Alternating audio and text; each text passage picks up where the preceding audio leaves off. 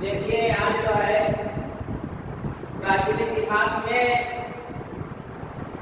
ऋग्वैदिक कालीन लोग क्या खाते थे, उनका खान पीन क्या था क्या नहीं था, मैं उसके बारे में वर्णन करूंगा। और उसके बाद जो है ऋग्वैदिक कालीन लोग कौन सा वस्त्र पहनते थे उसके बारे में वर्णन करूंगा। और ऋग्वैदिक कालीन लोग किस चीज का मनोरंजन करते थे उसके बारे में वर्णन करूंगा। और ऋग्वैदिक कालीन लोगों का राजनीतिक जीवन क्या था, कैसा उनका राजनीतिक जीवन था, मैं उनके राजनीतिक जीवन के बारे में बताऊंगा। और उसके बाद 10 राज्य युद्ध, ऋग्वैदिक कालीन धार्मिक जीवन, ये सब मैं जो आज विस्तार से वर्णन करूंगा। और ध्यान से समझिएगा, जहाँ नहीं समझ आएगा बोल दीजिएगा, मैं वहां से पुनः समझाने का प्रयास करूंगा।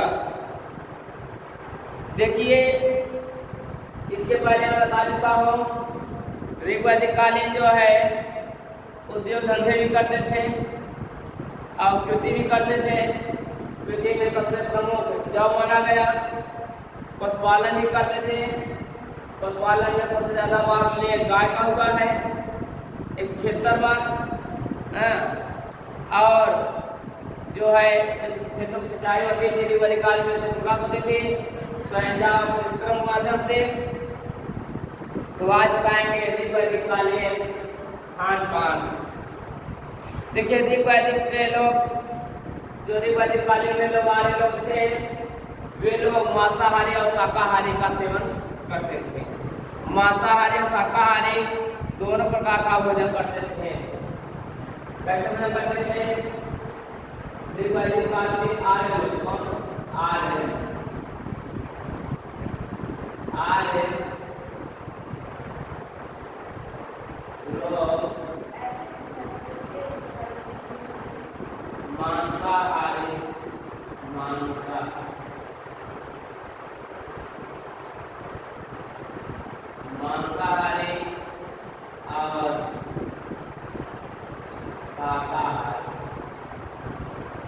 मांसाहारी और शाकाहारी दोनों प्रकार के भोजन करते थे।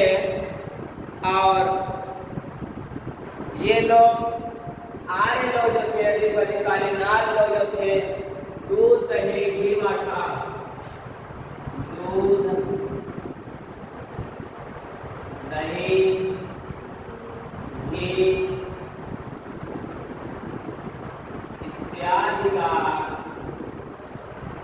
प्रयोग करते थे, इत्यादि चीजों का प्रयोग करते थे। और आर्य लोग जो है मांसाहारी है, तो जो ऋग्वैदिक कालीन में आर्य लोग थे वो मांसाहारी है, तो सबसे ज्यादा भेड़ और बकरी के जो है साक्ष्य मिले हैं, सबसे ज्यादा मांस का प्रयोग भेड़ और बकरी का करते थे। उसके बाद जबकि गाय को संज्ञा माना गया है, ऋग्वैदिक कालीन लोग गाय का वध नहीं करते थे, इसलिए गाय को अनन्या माना गया, इसलिए गाय का जो है वध नहीं करते थे। ऋग्वैदिक कालीन में जो है मछली का चित्र, मछली का जो है साक्ष्य नहीं मिला है, मछली का उल्लेख कहीं नहीं मिला है। अब आता है ऋग्वैदिक कालीन आभूषण।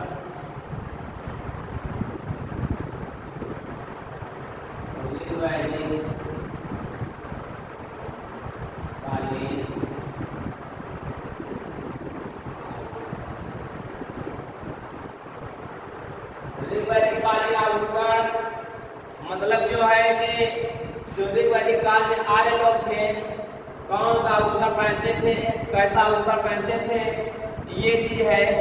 ऋग्वैदिक कालीन में जो आर्य लोग थे स्त्री पुरुष दोनों जो है आभूषण के शौकीन थे। क्या स्त्री और पुरुष दोनों जो है आभूषण के शौकीन थे। स्त्री और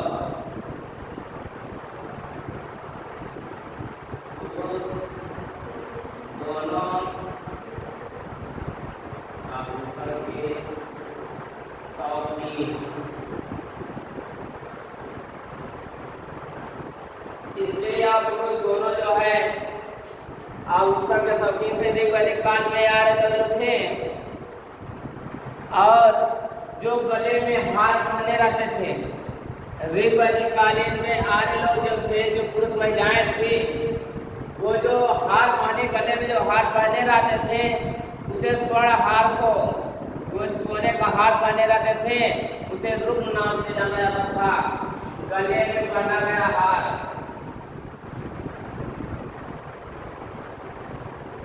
गले में पहना गया हार, गले में पहना गया सोने का, गले में पहना गया स्वर्ण हार। स्वर्ण हार को माना गया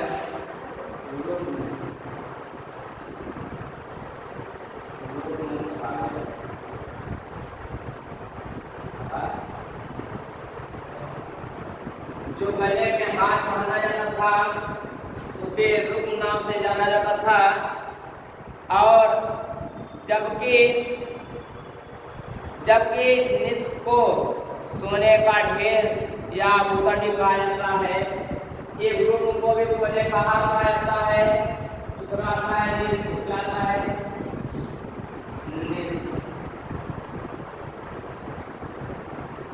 निस्फ को भी क्या कहा जाता है, निस्फ को भी सोने का हार कहा जाता है। निस्फ को भी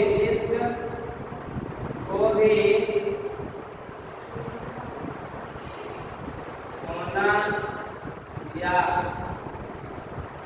आभूषण कहा गया है। ऋग वैदिक काल में जो है एक सोने के लिए उसे सोना का प्रयोग कहा गया है। जो गले में सोने का हार पहनते थे उसके लिए रुक्म कहा गया है। और सोने और आभूषण के ढेर को निस्फ भी कहा गया है। सोने और आभूषण के जो ढेर हैं, सोना और आभूषण के जो ढेर जो होते हैं उसे किस नाम कहा गया, निस्फ नाम। सोने और आभूषण के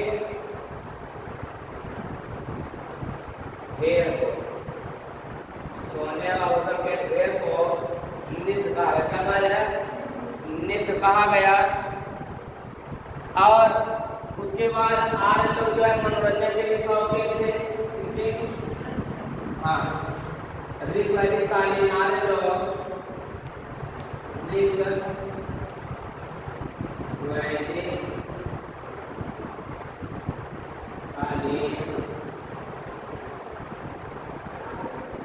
वैदिक कालीन आर्य लोग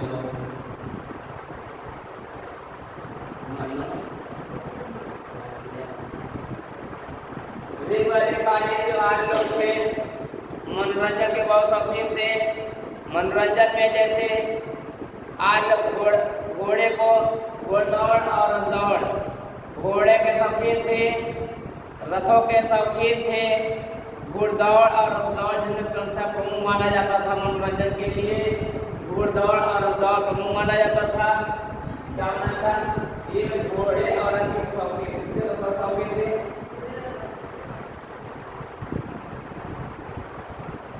घोड़े और रथ के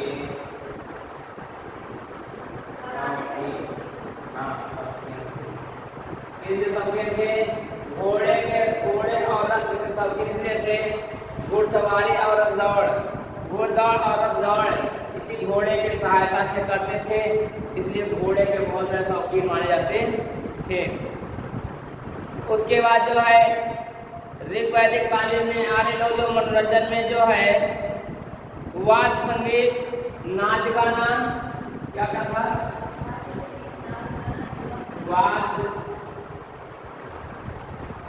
वाद्य संगीत, नाच गाना, जुआ खेलना, लिखा गया है, आदि के शौकीन। आज सब चीजों के लिए शौकीन थे। देखिए घोड़ा और दौड़ के शौकीन के साथ साथ जो है घोड़े और के शौकीन के साथ साथ जो है घोड़े का प्रयोग घोड़े दौड़ाने के लिए करते थे, रथ के लिए, रथ का प्रयोग दौड़ के लिए करते थे। और उसके बाद वाद्य संगीत, नाच गाना, जुआ खेलना इत्यादि प्रकार के जो है इन लोग को मनोरंजन में जो है ज्यादा के आनंद आता था, ये सब खेल खेलते थे। उसके बाद आता है ऋग्वैदिक कालीन राजनीतिक जीवन। ऋग्वैदिक कालीन राजनीतिक जीवन, ऋग्वैदिक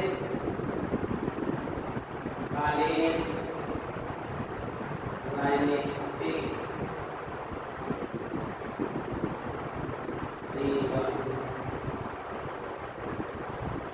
ऋग्वैदिक कालीन राजनीतिक जीवन।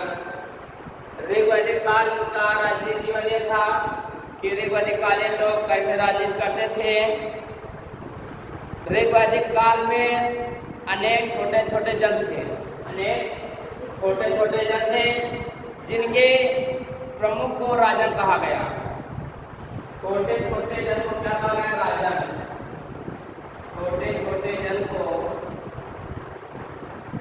छोटे छोटे जन को जन के मुखिया, जन के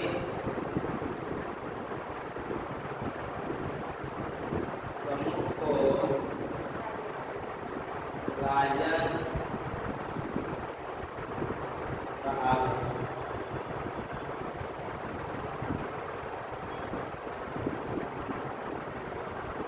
छोटे छोटे जन के प्रमुख को राजन कहा गया। और किंतु राजा का पद जो है वंशानुगत होता था। ऋग्वैदिक कालीन में राजा का पद जो होता था वंशानुगत होता था, नहीं वंशागत होता था, किंतु राजा को असीमित अधिकार नहीं था, क्योंकि राजा को ज़्यादा असीमित अधिकार नहीं था। राजा पर जो है क्योंकि सभा और समिति नामक दो संस्थाएं राजा पर नियंत्रण रखती थी, इसलिए जो राजा वंशानुगत होता था वह जो है असीमित अधिकार से इसलिए नहीं था, सीमित अधिकार जिसके लिए था तो उस वक्त भी सभा और समिति सभा और समिति दो सभा और समिति उसके बाद में वर्तमान राज्यसभा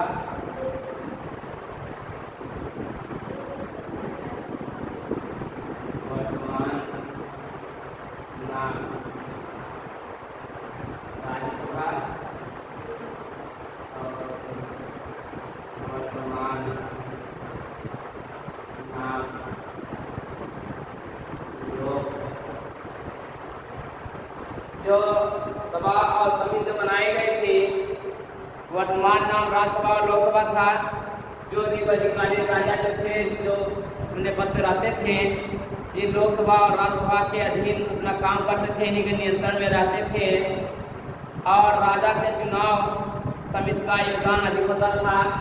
जो ऋग्वैदिक कालीन में राजा चुना जाता था, सबसे ज़्यादा योगदान जो है समिति का होता था। अगर समिति कम है तो राजा नहीं बनेगा। जैसे वर्तमान में जो है अगर भारत के मेन मुखिया बनना है, भारत के प्रधानमंत्री बनना है, तो लोकसभा में सबसे अधिक सीटें जिसके पास है वही जो प्रधानमंत्री दावेदार होगा। जो प्रधानमंत्री होगा उसी का आदमी राष्ट्रपति होगा। ये भी तो है। भारत के पास लोकसभा में सबसे बहुमत है, 50 सीटें हैं, वो जिस तरह जा रहा है उसके साथ चले जा रहे हैं और उसे राष्ट्रपति बना दे रहे हैं। तो जैसे वर्तमान में जो है लोकसभा और राज्यसभा था, लोकसभा का जो है सबसे ज़्यादा महत्व होता है, वैसे ऋग्वैदिक कालीन में जो है जब राजनीतिक जीवन होता था, जो वहाँ का राजा होता था, उसे जो है लोकसभा समिति से ज़्यादा जो है समिति जो है चुनाव में समिति का ज़्यादा योगदान रहता था और सभा का योगदान बहुत कम रहता था। उसके बाद जो है आता है कि इनका राजनीतिक संगठन जैसे राजनीतिक संगठन कैसे था, निम्नलिखित प्रकार का था, जैसे कि आरोही क्रम में कर सकते हो। संगठन को मुखिया कहते हैं, संगठन को मुखिया कहते हैं। लिखे रहेगा, लिखे रहे संगठन क्या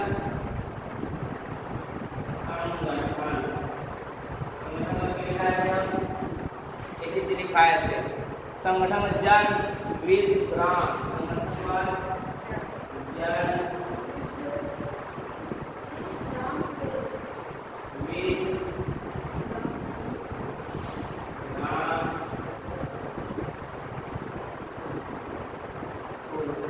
देखिए संगठन का वर्तमान जो नाम होता है इसे हम लोग क्या नाम मुखिया कर सकते हैं, क्या कर सकते हैं, ये संगठन का क्या होता है, मुखिया।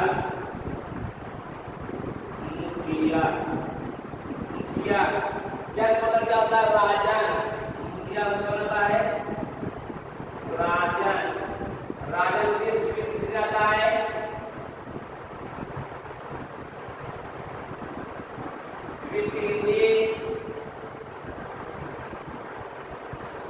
संगठन को मुखिया कहा गया, जन को राजन कहा गया, और उसके बाद जो है विश्व को विश्वपति कहा गया। विश्व को विश्वपति कहा गया। उसके बाद ग्राम, ग्राम को गांव कहा गया। गांव को क्या कहा गया, ग्रामीण का क्या कर सकते हो, गांव को ग्रामीण का सकते क्या, ग्रामीण। उसके बाद आते हैं कुल। कुल मतलब क्या होता है, खतने। कुल मतलब कुलपति, पूरा कुल, कुलपति। देखिए ऋग्वैदिक काल में जो है संगठन को मुखिया कहा गया, वर्तमान मुखिया है। ऋग्वैदिक काल में कहा जाता था, वर्तमान राजन हो गया। विश्व को विश्वपति कहा गया, ग्राम को ग्रामीण कहा गया, उसको कुलपति कहा गया। और उसके बाद जो है जन विश्व में, विश्व ग्राम में, जन किसमें था, जन विश्व में, विश्व ग्राम में। ग्राम किसमें था, ग्राम जो है कुल में विभाजित था। अब यहाँ जब जन का सर्वाधिक बार, ये जन शब्द आया ऋग्वैदिक काल में, जन शब्द का सर्वाधिक बार होता है 122 बार। कितने बार जन शब्द का प्रयोग, हाँ, जबकि जन शब्द का सर्वाधिक बार प्रयोग 277 बार हुआ है। ऋग्वैदिक काल में जन शब्द का प्रयोग कितने बार हुआ है, 275 बार मिलता है जन शब्द का। और विश्व का प्रयोग, विश्व शब्द का प्रयोग, विश्व शब्द का प्रयोग 170 बार, और विश्व शब्द का प्रयोग 70 बार मिला है।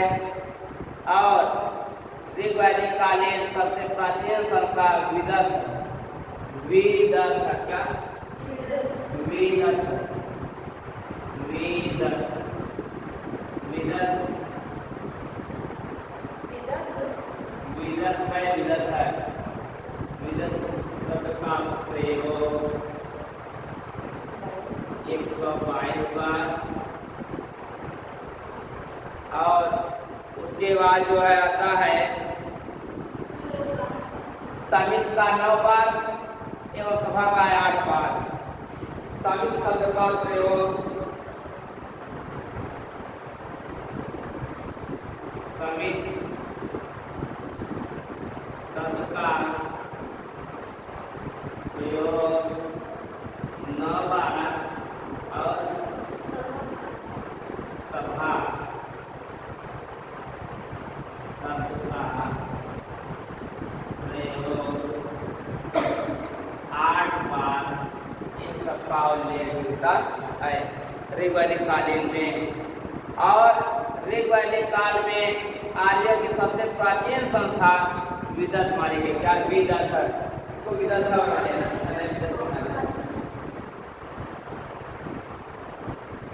सबसे प्राचीन संस्था आर्यों की सबसे प्राचीन संस्था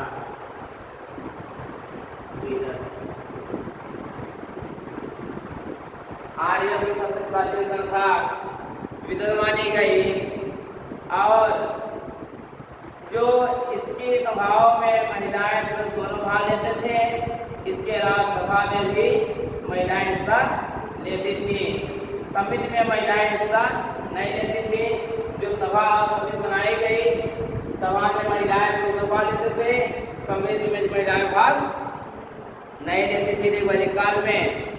और उसके बाद आता है 10 राजयुद्ध। क्या आता है? 10 राजयुद्ध। एक बार तो है नहीं, इतना इसको काल लो, दिखा देते हैं, इसके बाद जहाँ समझ आ बताना उसे हम बता देंगे फिर से।